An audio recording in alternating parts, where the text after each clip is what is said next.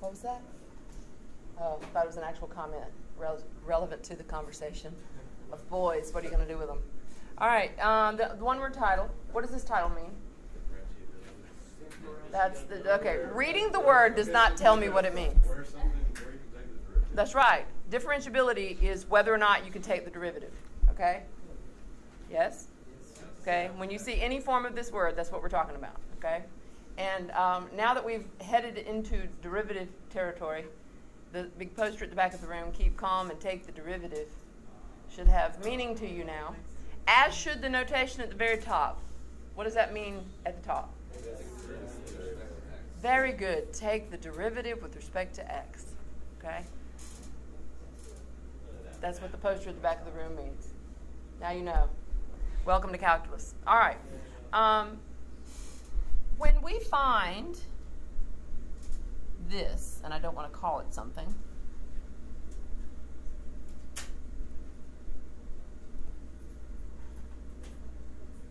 what are we finding? That is the 7th grade slope formula, but in terms of calculus, when I use the 7th grade slope, what am I finding? The average rate of change. Is that the derivative? No, it's not. What is the derivative? The instantaneous rate of change. What is the difference? And this would be in the alternate definition, right? But it's not the whole definition, because what might seem like a small difference is actually an astronomically huge difference. The limit. Yes? It's quite different. Because if a speed limit, now think about it this way, because most of you drive, yes? Yeah. Okay? If the speed limit meant this is the speed you must drive, think about how that would change the world as we know it on the road. Okay? The speed limit being 55 allows that little granny in front of you who can barely see over the steering wheel to drive 25 up 97. You know how I know? Because I've watched her do it. Okay? It's legal. All right? It's legal to drive up to 55, yes? So that's the difference between a limit and a defined value. Okay? This would give me, this formula I've just written would give me what? A defined value, wouldn't it? It would give me a specific value for a function, yes? Well, before we started talking derivatives, back in chapter 2, we talked about the 7th grade slope and the average rate of change and how that relates to a function. What does that tell me? You said the average rate of change, but tell me more. Speaking graphically, what does that tell me? Okay, now you're just loud monks. I want some articulated ideas instead of, okay, well now we've turned up the volume. We're still going, that's what I hear because everybody's saying different things at once. So, what does this tell me? Wouldn't it give you like a secant line? It doesn't give me a secant line, but it gives me the secant. Does this give me points? No, I give this points, and it gives me back slope. So this is the secant slope, okay? And I didn't think we needed this, but apparently we do. So we'll do a little quick sketch here. So let's just say, and eventually I'll quit beating the good old parabola to death, but let's just say I have a parabola. And let's just say that on this parabola, for whatever reason, my particular interest is in this point right here. There we go. That point right there. All right? Yeah. Well, what would tell me exactly what's happening at that point would be this line, yes? Which is the tangent line roughly sketched. Or I could use, if I had no other choice, and this is the only time you should do this, either when you're told explicitly to do it or when you just don't have any other choice. Pick a point on either side of it and use that. That is the difference between instantaneous rate of change and average rate of change. Okay? The average might tell me, if all I want to know is whether something's going up, aka increasing, or decreasing, the average rate of change tells me what I want to know, right? But if I want more than that, and most of the time we do, then what I really want is the instantaneous rate of change, yes? Okay. So, Everybody got that now? So, today we're going to talk about how the derivative may fail to exist, which we're going to write symbolically as how f prime of a may fail to exist.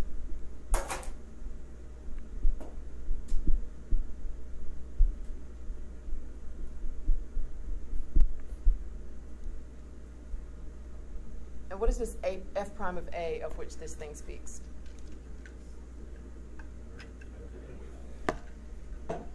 This should be a chorus, a unanimous chorus.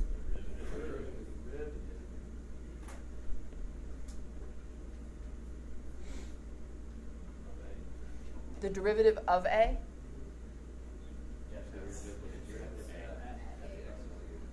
Okay, I'm going to give y'all a moment to talk amongst yourselves, and then I'm going to ask again. Go.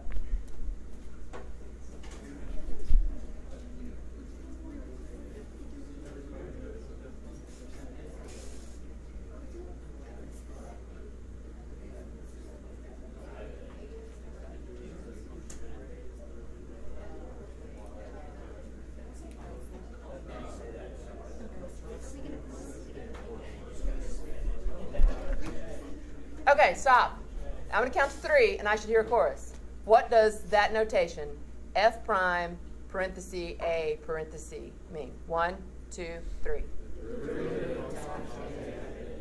I think I heard it in there somewhere, but I heard it muddled, which tells me, what the heck? There's another word I'd rather use there, but I'm not going to put that on tape. Not really on tape, but you know, the digital age. I haven't caught up with it yet completely. The derivative of f at a, yes? And I did hear that, but I heard other stuff. I'm not quite sure what it was, but it muddled that response, so that worries me just a smidge, okay? All right, now, I'm not going to have you write this in your notes because I don't think it's going to be that important, but just so you'll understand everything else we're about to write, here's where you need to think about a derivative not existing at a point, okay? And that is when, but I do want to discuss this, so you need to really engage in what I'm saying here so that you can talk to me about it, all right? You may not have a derivative, in fact, you won't have a derivative, where the slopes of the secants fail to exist, all right? Or, I'm sorry, fail to approach a limit, fail to approach a particular value as I get x closer to a. Now, what has to happen for me to have a derivative at a point in general? Well, I mean, think about it. For the derivative to exist there, aka the slope, let's rewind. What is the definition of slope? What does it start with? The definition of the derivative of a function starts with, okay, let's go again. I'm going to give you about 30 seconds to talk to each other, and then you're going to tell me, because you know this, we've been doing it for days. The question is, what is the derivative at a point?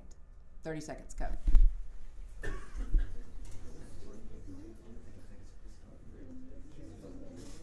I don't think we need 30 seconds, because I heard it like 4 times as soon as I told you to talk to each other. Why can't you talk to the class like that?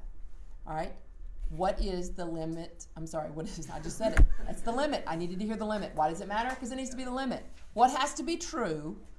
Well, we got to back up and think about what the definition of derivative is. And the derivative starts with, when I write f prime, if I were to write f prime at a equals, and I were going to write the definition, what must come after the equals? The limit as either x approaches a, which is the alternate definition, yes, or h approaches 0. In either case, we're talking about the distance between the point of interest and the point I'm using to think about it. Does that make sense? All right. So if the requirement is that the limit is the definition, it's the limit of that slope definition, right? The 7th grade slope, basically. All right. What has to be true about on both sides of that point? If it's an interior point, which is really what we're going to be talking about. That's right. That limiting definition from the left, in other words, my left hand derivative must equal my right hand derivative. Yes? Okay. That being said, And if your books are open, that's great. So you might want to join me on page 109 because this is a very visual thing. So I'll give you a minute to get to page 109. Which works out because the people watching the video can do what you're doing right now, get your books out. Page 109. All right. There are 4 that we will discuss.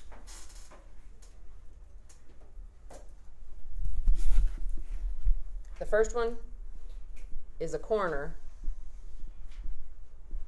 And we're going to just sketch the pictures of these graphs rather than writing the words out. Because, and I'm going to tell you in the words here what it says in your book. Just read that to you. I mean, I know it's there in your book as well. But a corner, the classic example you will see is the absolute value function.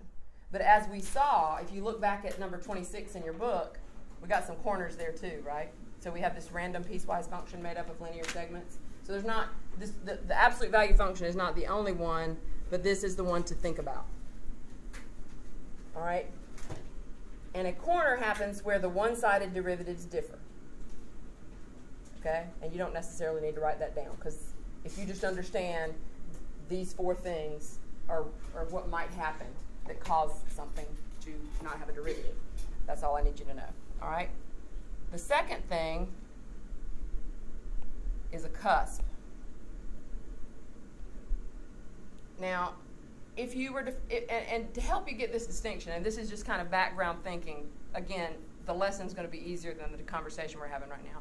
If you look at the absolute value graph, how hard would it be to tell me what the derivative from the left and the derivative from the right are, respectively? It would be easy, wouldn't it? Okay, because it's just the slope of that side, right? And on an absolute value, being the example, one slope would be negative and one would be positive, right? Okay. You could also have a corner where they're both positive if, for instance, I had something like a piecewise definition that gave me some kind of picture like this. I could still have a corner that way. So I just want you to understand it's not just an absolute value. That's just our example. All right, now a cusp, well, okay, let me back up. On an absolute value graph where a corner occurs, you're going to have probably a fixed value slope on either side. In other words, the segments that make up that corner are going to be linear. You with me? So the slope would be constant on either side, easy to find, but they wouldn't match. That's the situation. All right, when you get to a cusp, it looks like this. And I call this the cartoon bird graph. Because if you've ever seen cartoons where they draw birds off in the distance, that's how they draw them. This is where a cusp happens. Well, if you look at what's happening, obviously the point of issue there is where it comes to a point. Okay? What would the slope approach as you get to that point?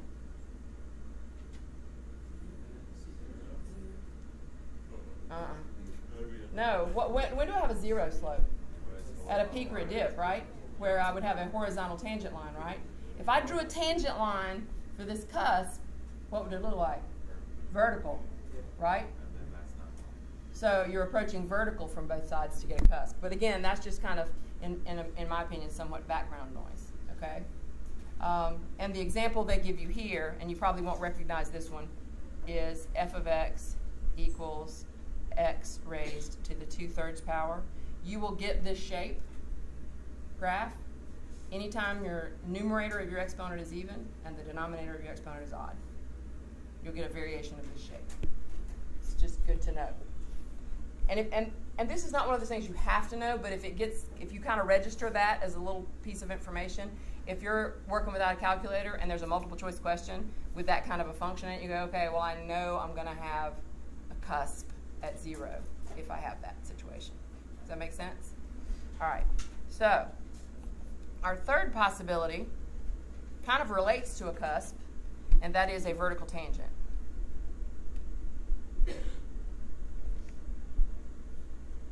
Well, the vertical tangent might not be as obvious to you if you don't understand slopes of lines, and some of you are still a little rusty on that. If all you know is what you learned in 7th grade, or maybe 8th grade, that horizontal lines have a slope of 0, vertical lines have undefined slope. So that fact is stored somewhere in your brain, but your only thing that you're sure of when someone asks you is that I know that if you got horizontal and vertical lines, one of them is undefined and one of them is 0. that's not good enough. You need to get that straight in your mind. Because if that's straight in your mind, it should make sense that if I have a vertical tangent, my slope is, in fact, undefined, and that's what's going to give me a point without a derivative there. Does that make sense? Okay. Now, the example they use here, and I'm going to give you two for the price of one. The one they use here is the cube root of x. And I'm just going to sketch it with a free-floating form, roughly sketched. That's a cube root of x. But you would also have the same issue for even roots at 0, right? Because if I get to 0, it really comes close. And the closer I get to 0, the more vertical the graph looks there. All right? And then the fourth and final possibility is a discontinuity. Now, if you were listening yesterday, this should make perfect sense. What did I say? And you're going to be like, oh, God, we won't remember.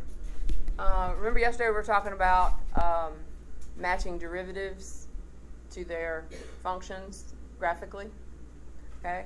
I made a statement about the fact that domain is still really important and maybe more important than ever. Why did I say that? Do you remember? Why does the domain of the function matter if what I want to know is the derivative? Hannah? That is perfect, and I'm not sure it was loud enough for this microphone to pick it up, so I'm going to repeat it. The derivative cannot exist where the function does not. Okay? And that makes, if you understood that yesterday, it makes perfect sense that if I have any discontinuity, then there's not going to be a derivative there, right? That's kind of like what I used to call in geometry a duh theorem. Like, no kidding. It has to be that way, right? Because I can't have a derivative where I don't have a function. All right. And we're going to kind of just get through this terminology, and then we'll do some examples. So rather than looking at examples in the book, but I do encourage you to remember that they are there when you get stuck on your homework, assuming you actually do homework. I think some of you wait and do it all here. All right, the first thing we want to talk about after that is the concept of locally linear. And there is no significance to the variation in my handwriting there. It's locally linear. Well, let's contemplate that. We're smart kids. We know what words mean, yes? All right. What's the difference between being the best tennis player on the planet and the best tennis player at Camden High School? That was a good answer, Preston. He said practice. Okay. The difference is that if I am the best tennis player in the world, then I can probably be pretty proud of myself. And I have to be careful not to get cocky, yes? Because there's always somebody younger and hungrier for it than I am who's going to be coming for my crown, right? But if I'm the best tennis player at Camden High School, don't get ahead of yourself, right? Although I've seen kids do that, okay? So that has to do with the local aspect. But so local matters, right?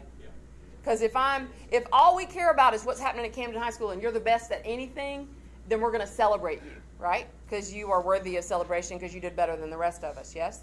All right? Now, so let's take that back to this function, all right? Locally linear. Well, if I have something, and I'm not even going to try to put this into words that you need to know. It's stated in your book if you want to read it, but this is how you need to understand it. If I have some kind of a function that looks something like this, curved, yes? And I'm really interested in a particular point on the function. So I'm going to put, say, this point right here. Let's say that's what I'm really interested in, is what's happening at that little point right there. And I'll put a little asterisk. That is our point of interest. What have we learned at the end of chapter 2 that I told you would be forever with you, that will always be there, that you can use rather than having to think about the function if all I'm interested in is what's happening at that point?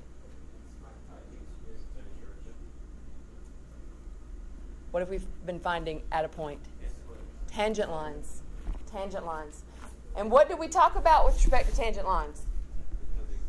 What do tangent lines do for us? They tell us exactly what's happening at the point. And then I said something beyond the point. What happens beyond the point? How good? Okay, let me ask a better question. How good is the tangent line once I leave the point? What does it depend on? How far away you are, okay?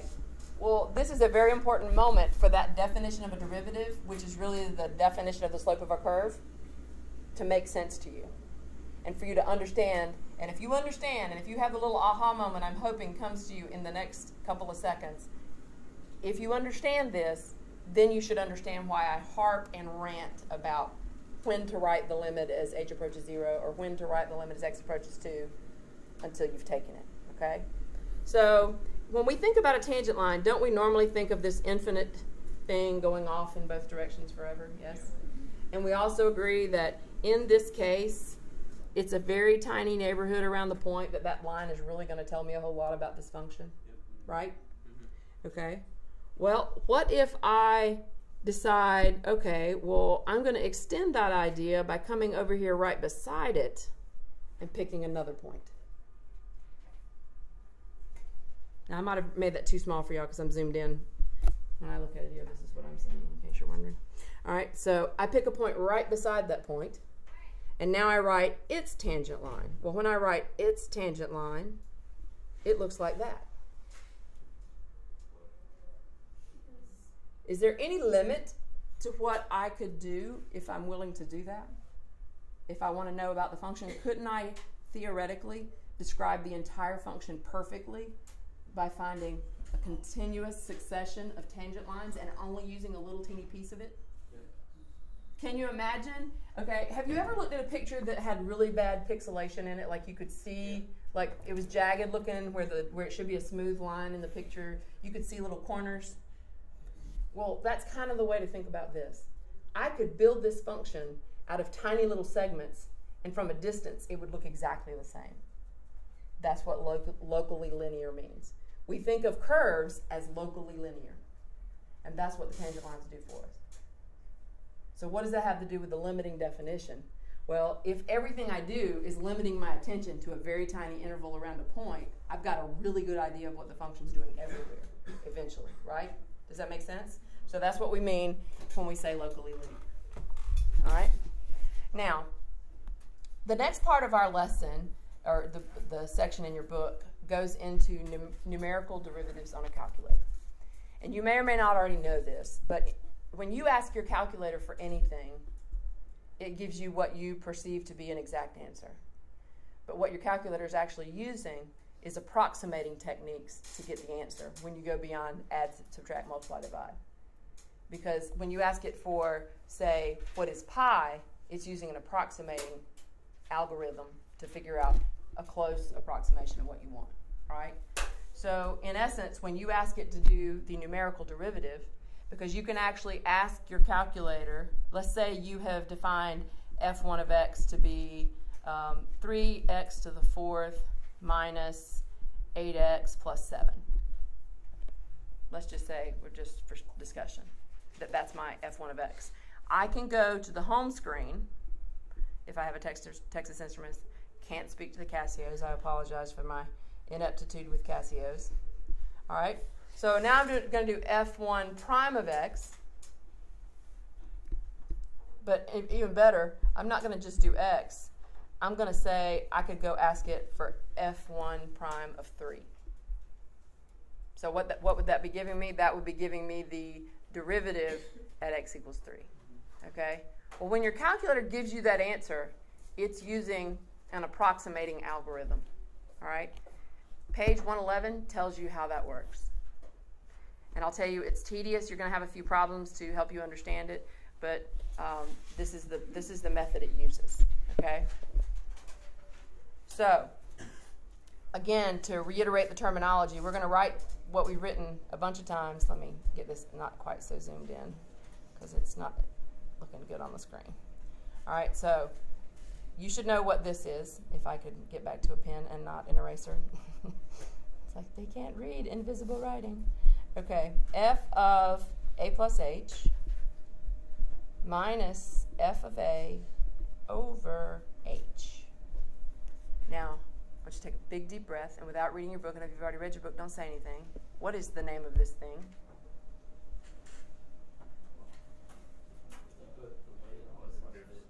Oh, well, but okay, if I put a wig on you and a dress and some other modifications, I can make people think you're a girl, but that wasn't what the question was. It's the difference quotient, right? It's the difference quotient. So let's jot that down since we didn't seem to know the answer. This is the difference quotient.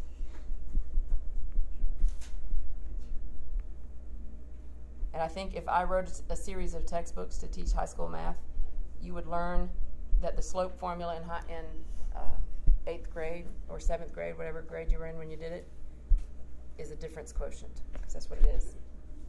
It's a quotient of two differences, right? The difference in the y's over the difference in the x's. All right? Well, now I'm going to show you a new one. And again, if you've already read this in your book, just don't demonstrate that you know how to read. Not right now, because that's not my job to worry about whether or not you can read. Because we'll just presume you couldn't have gotten in the class if you couldn't.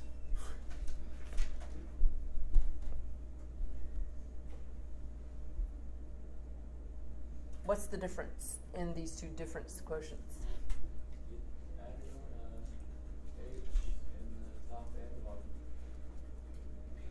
Added on? That's an interesting choice of words. Yeah, we subtracted an h, didn't we? Where did we subtract the h? In the second term where we normally just plug in a, right? Okay. Well, let's back up. What is h? Okay, well, the idea here is that if I have this point, and I'm going to draw it really big to try to, there we go, make it giant so we can make sure you can see it at the back. All right, so I have this point that I'm interested in, right? Well, if h the whole time has been the distance between the point of interest and the point I'm going to use, we'll put a little parenthesis out here if my board will let me. All right, so I got this little parenthesis. So I'm using this. What does this little distance represent? That's h, right? Yeah. Well, that's if I add h. What happens if I minus h?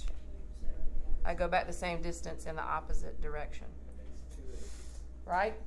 So now, hopefully, the name of this difference quotient will make sense. This is the symmetric difference quotient.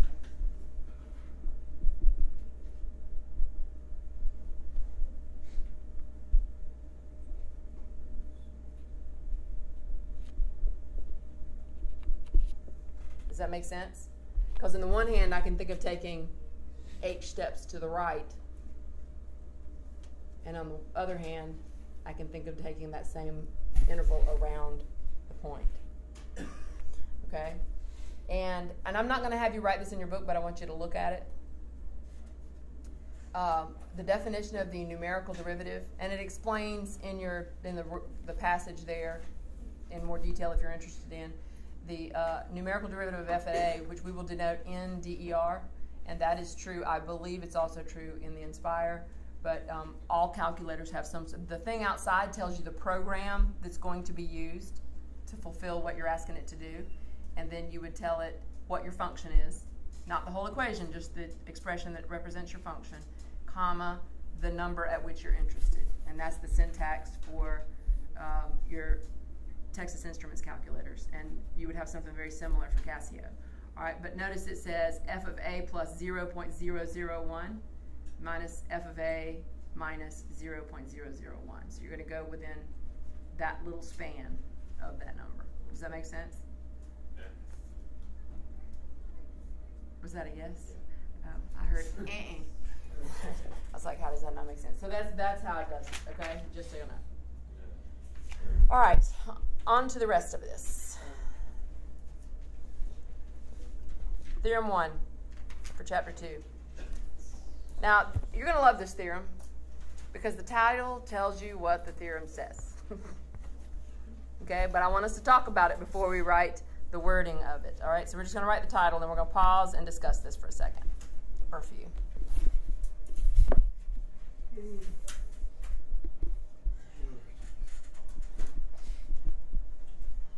Differentiability implies continuity. What does that mean? All right, well, differentiability, whether or not Something has a derivative, right? Whether or not the derivative exists implies, so if it's differentiable, that means I can take the derivative, right? So differentiability. So if I tell you something is differentiable, that means it has a derivative, yes? How does that imply continuity relative to other things we've talked about this morning? Because it has a derivative. It has. Right. You can't, that's like saying, she has blonde hair. And you said, who? Nobody. You see what I'm saying? That doesn't make sense, right? If I'm describing something, it has to exist for the description to mean anything, right? So if I tell you, because this will happen a lot from here till the time you quit taking calculus, and for most of you, that will be probably the second or third year of college before you quit taking calculus.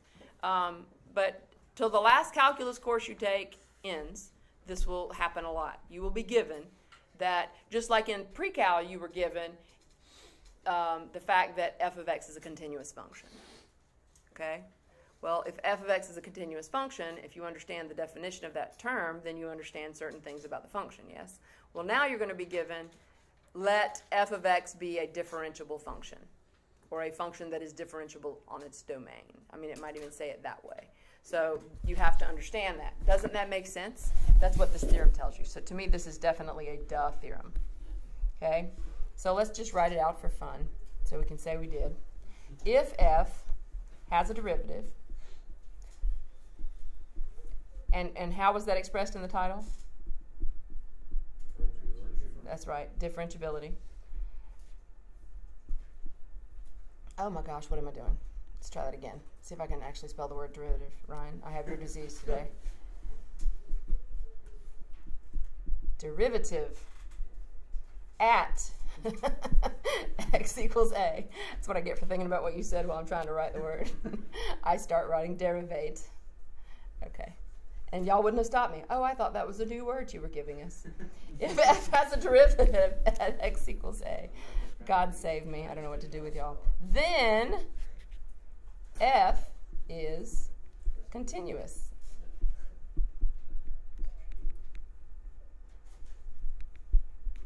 At x equals a.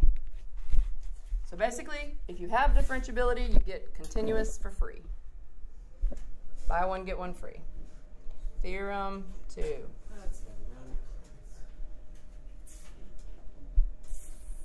IVT for derivatives.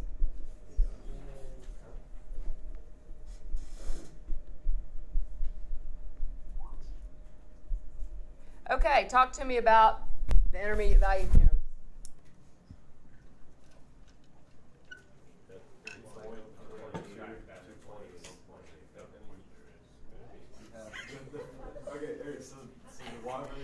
I was actually hearing two what sounded like very reasonable answers, but you were both talking to me as if you were talking to me and not to the whole class. So here's what I'm going to do. I'm going to pause the video, and I'm actually going to leave. Okay. I don't know if you've noticed today that when I started to ask a question, rather than staring at you, I've stopped and had you talk to each other. You've taught me a trick, sort of, and it's sort of combined with the fact that I'm doing this doctoral program and the courses I've taken and the research I'm doing and my dissertation that I'm working on, that it has occurred to me that I need to give you a moment to build up the courage to talk to me, okay? So I keep hearing, I've heard it, I have a sister who to this day tells me that I'm intimidating, so I just don't talk to her. No, there's other reasons I don't talk to her. But she's told me that. I hear it from students all the time. I have other teachers tell me I'm intimidating. I've heard that Coach Falkenberry tells his APUSH classes he's scared of me, so maybe. He's scared of math? Okay. Oh, so sad. But the point I'm making is that it is with you guys that I was convinced, and the reason I was convinced was that I thought that the technique that I adopted with your junior class of teaching the pre-cal class the way I did, that I had taught you how to talk, but evidently not. Okay? So I'm hoping that I'm about to get a brilliant description of the intermediate value theorem, not for derivatives, but for the intermediate value theorem we met in chapter 2. Who is your spokesperson? Shelby. Okay, all in favor of Ryan, raise your hand. All in favor of Shelby? All righty then. And the Shelbys have it. Go, Shelby. Speak loud enough that the people on the video end of this can hear you. Okay, so if you have a point that's in between A and B, you have point C. So then f of C would be in between the point at f of A and f of B. Perfect. Was that hard? Okay. Now, I want an honest show of hands. How many of you had, even if you didn't have the details or you didn't necessarily have the A, B, C, F of A, F of B, F of C, like language in your heads, how many of you kind of had the idea of that, you just didn't quite know how to get it out? Okay. That's what I'm getting at. And I had some of you that aren't raising your hands that I'm sure you had some notion of it in your head. And that's all I really want from you when I ask a question in general. I don't expect you to be able to verbatim quote something we haven't talked about in 3 weeks, or God forbid that we haven't talked about since pre-cal, okay? I want some brave soul to throw something out there that somebody else can add something to. That's called a dialogue, okay? That's what I'm after. That's all I'm after. I'll love you even if you're wrong.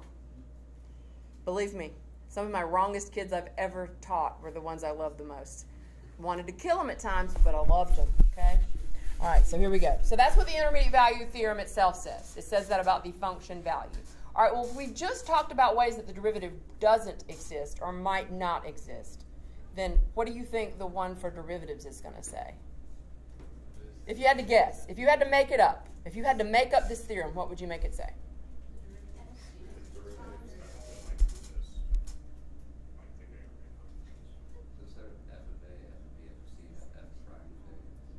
Okay, wouldn't that make sense? Instead of f of A, f of B, f of C, now you're going to be talking about f prime of A, f prime of B, and f prime of C. Now the weirdness in this theorem, in this language, and this is the norm for math, so get used to it. A and B are your endpoints of your interval, and C is the point in between them. Yep. Which your English teachers would be like, wait, C isn't between A and B. Yes, it is. In math. Okay? All right. So now listen to what this says. And listen, I'm going to read this to you, and then we're going to write it. If A and B are any 2 points in an interval on which f is differentiable, right? So in other words, we're just looking at some little interval of a function. We're not talking about outside the interval, just that interval. That's all we have to know. Then f prime takes on every value between f prime of A and f prime of B. Isn't that exactly the same thing we just said? Do you understand why I said if you don't understand the IVT, you're not going to understand this one? Because it's really the same thing, right? So if A and B are any 2 points. Now that phrase is important because that lets you know we're not talking about any special conditions. Just any 2 points you choose on an interval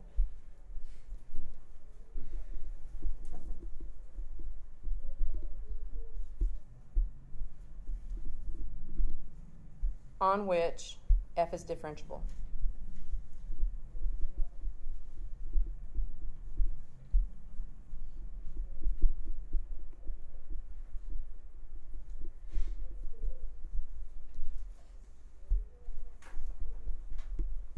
Then f prime, which is the what?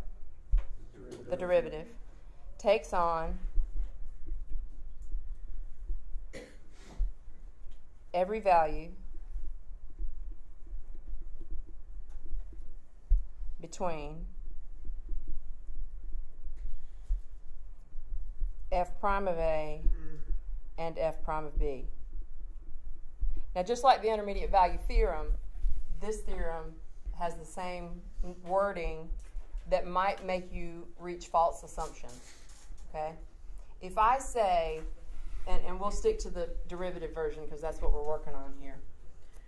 All right, if I say that f prime takes on every value between f prime of A and f prime of B, is there anything in that wording that says that it can't leave that range?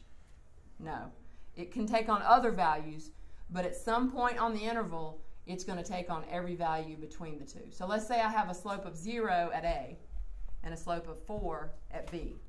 Then I know for a fact, by this theorem, that the function has to take on the slope every numeric value between 0 and 4.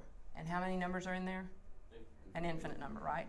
But it could also have a slope of 7 somewhere in there. You see what I'm saying? So it doesn't say that can't happen. It just says that you're guaranteed the other. All right. I'm gonna stop recording and then do examples on another video.